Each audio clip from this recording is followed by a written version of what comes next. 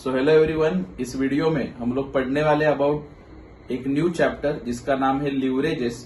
तो ये लीवरेजेस जो चैप्टर है वो किसको आता है, ये आएगा FY बैफ को in the subject financial management. 15 marks के लिए क्वेश्चन आता है, या फिर TY बैफ को आ सकता है। FY बैफ में भी है, TY बैफ में भी है, लेकिन TY बैफ में सब्जेक्ट अलग है। उस सब्जेक्ट का नाम है SAPM, that is securities analysis and portfolio management. तो आपको 6 सेमिस्टर में ये आएगा TY बैफ को, और फर्स्ट सेमिस्टर में आएगा FY बैफ को। और नीचे जैसे मैंने लिखा है अदर फाइनेंस रिलेटेड कोर्सेज, तो बाकी के जो कोर्सेस है जिसमें फाइनेंशियल मैनेजमेंट नाम का सब्जेक्ट आता है, तो वहां पे कहीं ना कहीं लीवरेज MCOM को भी आ सकता है। अगर आप MMS कर रहे हो ओके, तो उसमें भी आ सकता है ओके। सो जहां पे भी फाइनेंस का रिलेशन आएगा, फाइनेंशियल मैनेजमेंट सब्जेक्ट आएगा, वहां पे आपको लीवरेजेस पढ़ना पड़ेगा। सो बहुत इजी है, बहुत इंटरेस्टिंग है। अगर आप पढ़ोगे तो आप लोग definitely out of marks score कर सकते हो। सो क्विकली देखते हैं इसमें कौन कौन से लीवरेजेस आते हैं। ज्यादा हम लोग थ्योरी पार्ट डिटेल में नहीं देखेंगे, जस्ट प्रैक्टिकल क्वेश्चन के ऊपर हम लोग इस वीडियो में फोकस करने वाले। सो सबसे पहला लीवरेज आप लोग देख सकते हो, दैट इज ऑपरेटिंग लीवरेज। उसका फॉर्मूला देखना, क्या फॉर्मूला लिखा है, operating leverage is equal to contribution divide by EBIT। EBIT का फुल फॉर्म होता है earning before interest and tax okay. So ये कंट्रीब्यूशन क्या होता है, EBIT क्या होता है, वो नेक्स्ट स्लाइड में हम लोग देखने वाले हैं, डोंट वरी। ये फॉर्मूला सिर्फ इंपॉर्टेंट है, ध्यान में रखना है, नोट डाउन करना है, और बहुत इजी है। Contribution divide by EBIT। Second leverage आपका आता है दैट इज फाइनेंशियल लीवरेज। तो फाइनेंशियल लीवरेज में क्या आएगा, फॉर्मूला है फाइनेंशियल लीवरेज का EBIT divide by EBT। EBIT already आप लोग देख चुके हो। EBIT means earning before interest and tax divide by EBT। EBT का फुल फॉर्म होता है अर्निंग बिफोर टैक्स। तो ये फॉर्मूला भी इंपॉर्टेंट है, आपको ध्यान में रखना है, ठीक है। और सबसे आखिरी वाला लीवरेज आएगा जिसका नाम है कंबाइंड लीवरेज। तो उसका फॉर्मूला देखो, 2 फॉर्मूलाज मैंने लिखा है, दोनों तरीके से आंसर आप लोग कैलकुलेट कर सकते हो। Operating leverage multiplied by financial leverage, ये एक फॉर्मूला होगा। और सेकेंड फॉर्मूला लिखा है, अगर आपको ये फॉर्मूला यूज नहीं करना है तो आप लोग सेकेंड फॉर्मूला यूज कर सकते हो, कंट्रीब्यूशन डिवाइड बाय EBT। अब ये फॉर्मूला बना कैसे, वेरी इजी। देखो ये मल्टीप्लीकेशन लिखा है, contribution divide by EBT, EBIT divide by EBT। यहाँ पे EBIT डिनोमिनेटर में है और यहाँ पे न्यूमरेटर में, तो दोनों क्या हो जाएगा, कैंसल हो जाएगा। सिंपल लॉजिक, ये कैंसल हो जाएगा, मल्टीप्लाई करोगे तभी, तो बचेगा क्या, कंट्रीब्यूशन डिवाइड बाय EBT। तो इस तरीके से ये फॉर्मूला बना है, डिफिकल्ट कुछ भी नहीं है, ठीक है। सो ये तीनों लीवरेजेस आपको लिखना है, तीनों का फॉर्मूला आपको याद होना चाहिए, which is very very easy, ठीक है। तो ये फॉर्मूला आपको नोट डाउन करना है। अभी इसमें जो मैंने बोला कंट्रीब्यूशन क्या होता है भाई, EBIT क्या होता है, EBT क्या होता है, वो थोड़ा सा डिटेल में देखेंगे, ठीक है। सो वो डिटेल में देखने के लिए हम लोग को देखना पड़ेगा एक इक्वेशन, वेरी इजी इक्वेशन। क्या लिखा है, particulars total amount cost per unit. So total amount cost per unit दोनों दिया है तो दोनों आएगा, या फिर जो है वो लेके आपको अपना काम चलाना पड़ेगा, ठीक है।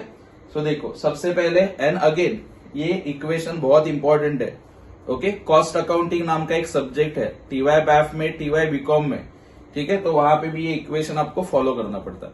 थोड़ा सा दिखेंगे आगे जब चैप्टर आएगा तभी, सो डोंट वरी। तो यहाँ पे इक्वेशन क्या बनता है, देखो सबसे पहले लिखोगे सेल्स, मतलब सेलिंग प्राइस ओके।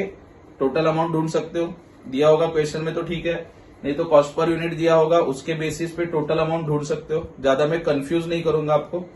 सेल्स में से माइनस क्या करोगे आप लोग, variable cost. Sales minus variable cost करोगे तो आपको क्या मिलेगा, कॉन्ट्रीब्यूशन, ठीक है। So sales minus variable cost, you will get contribution, ठीक है। इसके लिए हाईलाइट किया, देखो जो अपने फॉर्मूला के लिए इंपॉर्टेंट है, कंट्रीब्यूशन से माइनस किया फिक्स्ड कॉस्ट। अब ये वेरिएबल कॉस्ट क्या होता है, फिक्स्ड कॉस्ट क्या होता है, इसका अलग से वीडियो बना के रखें, ठीक है। उसका लिंक भी डिस्क्रिप्शन में डाल दूंगा, वहां से पढ़ लेना आराम से, डोंट वरी। वेरिएबल कॉस्ट का मतलब होता है जो प्रोडक्शन के अकॉर्डिंगली चेंज होता है। प्रोडक्शन बढ़ा कॉस्ट बढ़ता है, प्रोडक्शन कम हुआ कॉस्ट कम होता है। फिक्स्ड कॉस्ट नाम में ही फिक्स्ड है, प्रोडक्शन बढ़ा कम हुआ उतना ही रहेगा, ठीक है। यही सिर्फ समझ लेना। कंट्रीब्यूशन में से फिक्स्ड कॉस्ट माइनस किया तो आपको क्या मिलेगा, EBIT, that is earning before interest and tax. Before interest and tax है ना, तो इसमें से पहले क्या माइनस किया, इंटरेस्ट। अब ये इंटरेस्ट किसके ऊपर आता है, लोन के ऊपर या फिर डिबेंचर्स के ऊपर। ओके, यही क्वेश्चन में आपको दिया जाएगा, इंटरेस्ट का परसेंटेज दिया जाएगा, कितना परसेंट इंटरेस्ट है, लोन का अमाउंट दिया जाएगा या फिर डिबेंचर्स का अमाउंट दिया जाएगा। Accordingly you can find out this interest. ठीक है, ईबीआईटी में से इंटरेस्ट माइनस किया तो आपको क्या मिलता है, ईबीटी, अर्निंग बिफोर टैक्स। ठीक है, और उसमें बिफोर टैक्स है ना, तो माइनस क्या किया हम लोगों ने, टैक्स, तो आपको क्या मिला, अर्निंग आफ्टर टैक्स। ठीक है, अर्निंग आफ्टर टैक्स में से सबसे पहले माइनस क्या करोगे, प्रेफरेंस डिविडेंड।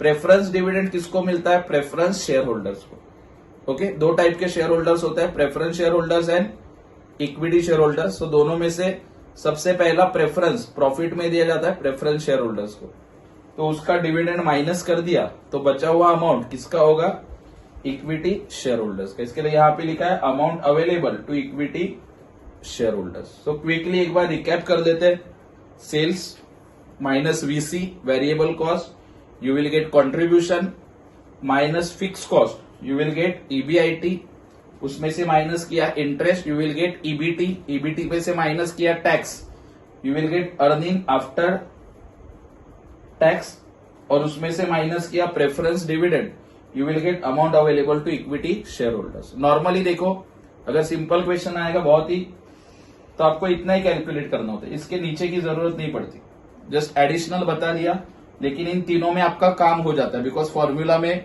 ये तीन ही यूज करना है आपको। इसके लिए मैंने यहाँ पे येलो कलर में इसको हाईलाइट किया। ठीक है, so that's it for this introduction.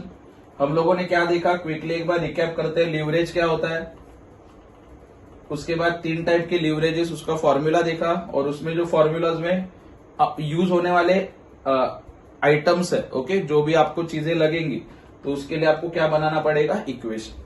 ठीक है, आई होप ये आपको वीडियो समझ में आया होगा, लेक्चर समझ में आया होगा। नेक्स्ट लेक्चर में हम लोग इसका प्रैक्टिकल क्वेश्चन देखने वाले हैं। ओके, और ऐसे ही वीडियोस अपने फ्रेंड्स के साथ भी शेयर करो, ताकि उनका भी नॉलेज बढ़े और वो भी अच्छे मार्क्स से पास हो सके। Thank you so much.